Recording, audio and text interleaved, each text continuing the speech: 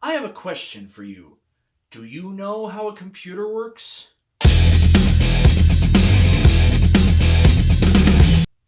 Welcome, everyone, to a new series that we're doing here. This is going to be called Simply Explained. And what we're doing is we're explaining to you, simply, how a computer works.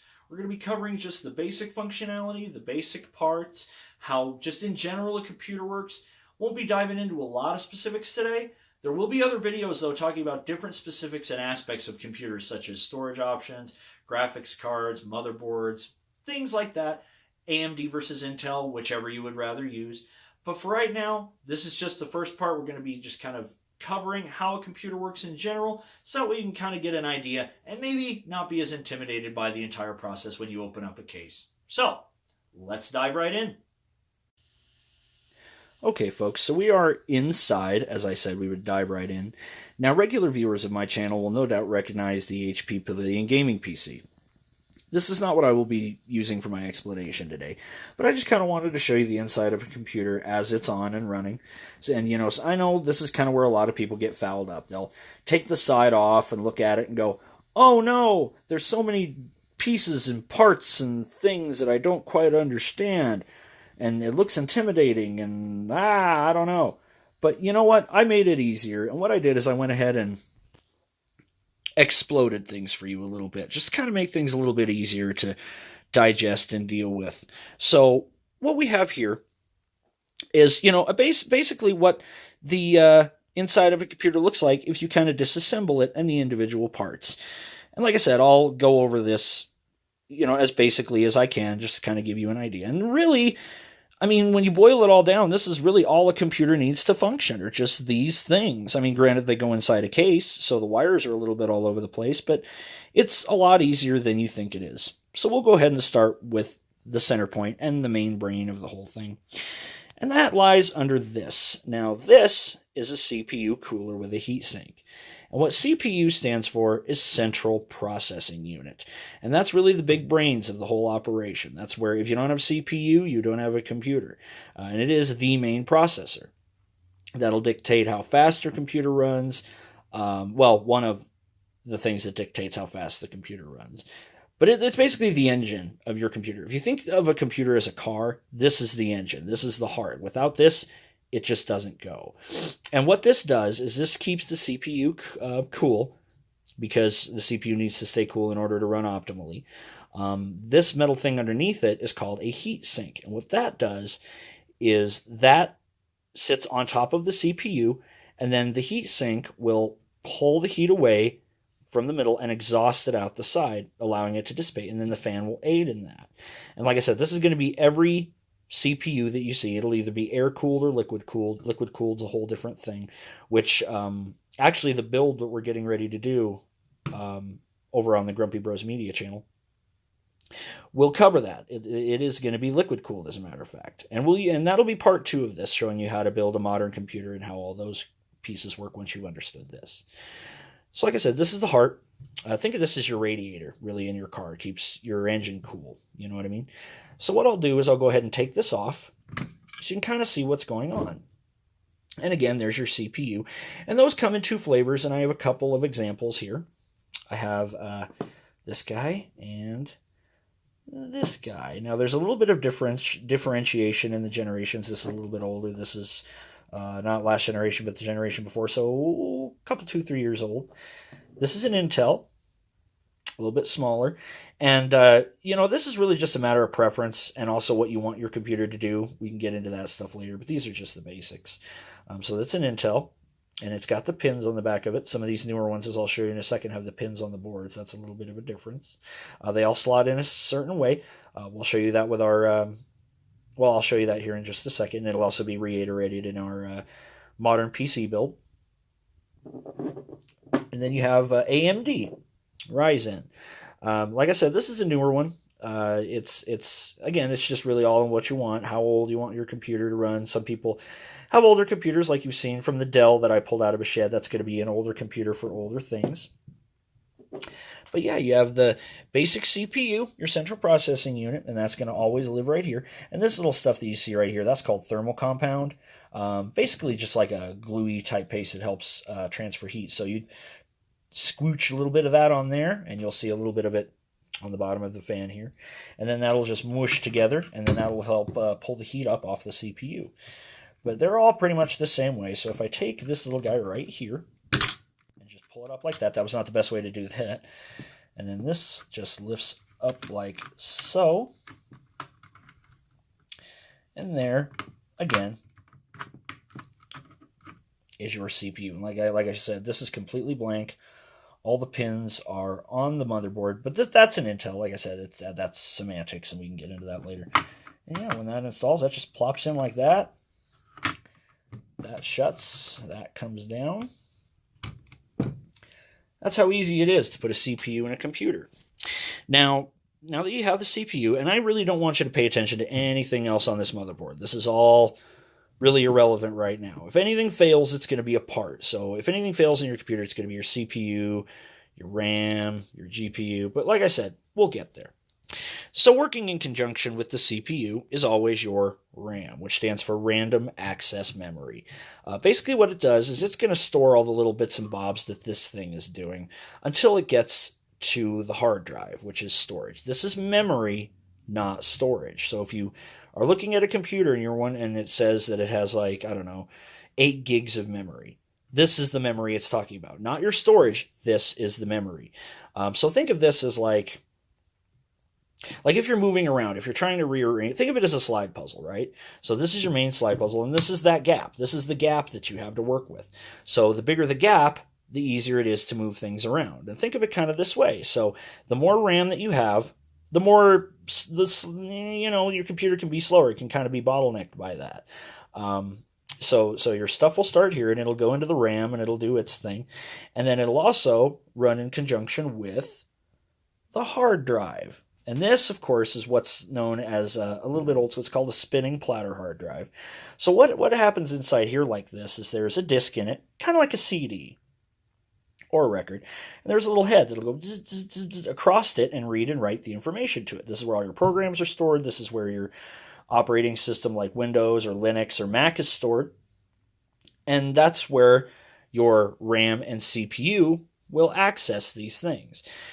And as you can see, there's 2 connections coming off of here. This is SATA. Some of your older ones might be IDE, but this is SATA. So this is your data line, right? The smaller one's always going to be your data. The single kind of ribbon like this is always going to be your data. And that's going from here to the motherboard right there. So this is how your storage, all your programs and your games and your Windows, is accessed by your motherboard and the processor and the RAM. So if you're running games or anything really, they're going to be stored there in your hard drive. And there's a couple different variations of a hard drive. These, the spinning platter variety, are really kind of outmoded nowadays. I mean, a lot of people use them for storage, but as far as like snappiness and responsiveness, a lot of other people use something that's called an SSD, or a solid state drive. That's a lot smaller, and it doesn't have any moving parts, hence the solid state part. Think of it as kind of like a USB thumb drive, in that it all just kind of gets flashed to some chips versus anything being spinning or moving or anything like that. But we'll cover, we'll show you the SSD installation and things like that when we build the new computer. And so, of course, obviously powering all these things is going to be your power supply. I mean, this is kind of self-explanatory. Depending upon your wattage, what you need. But again, that's semantics. So this is simply explained, so I'm just trying to simply explain how this works. And you're going to see all kinds of different connectors. This is a SATA one, for example, or this is what would be called 4-pin Molex. And that's just depending upon what you want to power inside your computer. So a lot of the times, especially if you get these older ones that have all the cables coming out like this, these will all be just kind of extra. You don't have to use these. So you have your power going to the motherboard, which is usually a 24-pin connection. So it'll be the biggest one. So that'll be the easiest to get in there, be able to figure out where that goes. And of course they match up. So it's kind of hard to scrub. And a lot of your motherboards are going to have things labeled. They'll have things silk screened. Let's see if this one has... Yeah. So for example, this little header right here says CPU fan. So that's where the header for your CPU cooler, like I was showing you, would go. So yeah, a lot of these boards have things silk screened on them. So that way where things go and things like that.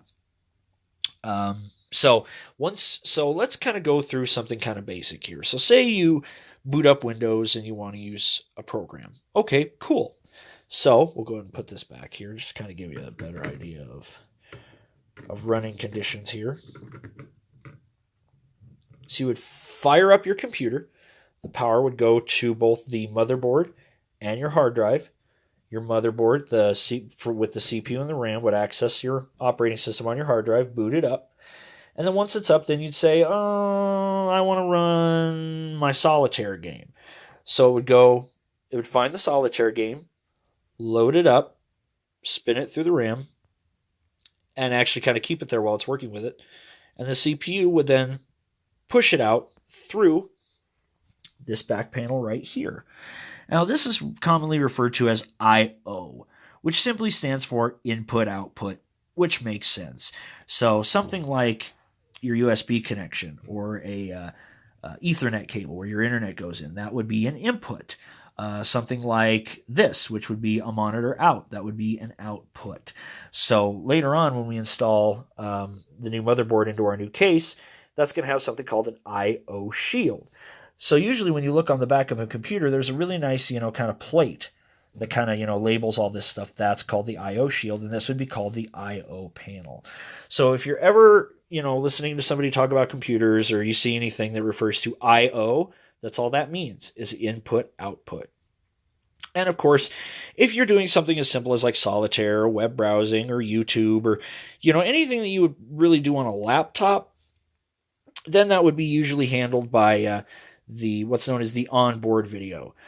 Some motherboards have onboard video separate from the processor. This one, this is a great example, okay? This CPU right here isn't just a CPU. It's a CPU with integrated video. Now what that means is you can just plop that in. Well, not this board, obviously, but plop that in. And I'll show you an example here in a second. Plop that in, and you wouldn't even need anything else. You'd just be able to hook your monitor up to the back. This is a little bit older, so this has what's called VGA, which is, your older, squarer monitors. And that would go right out to your monitor. Now, the only other thing that I haven't mentioned here so far, well, there's a few others, but one of the other things I haven't mentioned is this. I'm sure some of you may be wondering what that is. Some of you may be able to recognize the NVIDIA name on there. And NVIDIA, of course, is a manufacturer of something called a GPU, or a graphical processing unit. That's what this is. So this is not a necessity. Keep that in mind. Depending upon what you want to do, though. If you want to be playing any kind of games, anything that requires, graphics to really be processed and pushed, this would be, not this card, this is a little bit older, but this would be the thing to do it. So instead of plugging your monitor into the onboard there, you would be plugging your monitor into this, which is the GPU, the graphics processing unit, the graphics card, as a lot of people will call it. And there's, quite a few different iterations of that as time goes on. So we'll go through this again to say, okay, I want to turn on my computer and play, we'll say Portal, okay, since that's a little bit older. So you'll fire up the power supply. The power will go to the motherboard and the hard drive. Your Windows will boot up. This, of course, will be spinning, and this is kind of a cruddy fan. It doesn't really spin all that well. It's kind of why I'm using it just for demonstration purposes. Your fan will start running, keeping the CPU cool. You'll go ahead and queue up whatever you have your whatever you have your game on. So, whatever your game service is of choice, or you might just have it installed. It'll pull it from your hard drive. It'll go through the RAM, kind of stay there while it's being worked on, into the processor. And then that will say, oh, there's some graphics going on here. We're going to push it through this. So it'll push the graphics through this, and this will go out to your monitor. And you will be playing with your keyboard, mouse, and all those other things that you are familiar with. Now, again, like I said, this is a little bit of an older example, but it's simple enough, right? I mean, we'll kind of go over the components again. So you have your CPU, central processing unit, your RAM, your random access memory, your power supply, your hard drive, storage. Remember, memory, storage. It'll come from your storage, go back to the hard drive, or go back to the motherboard, go through the RAM, get processed out, get beefied up by the GPU here, and it'll go out to the monitor. And that's really kind of how computers work. Now, you may, like I said, you may see all kinds of other chips and things like that on your computer. Unless you really want to become an enthusiast and kind of, start plonking away with parts and things yourself, it's really not necessary. As far as programming and things like that, again, that's not necessary unless that's something that you're really, really into. Now, I have over here an example of something that's later, similar to the era we're going to be installing, and that's this.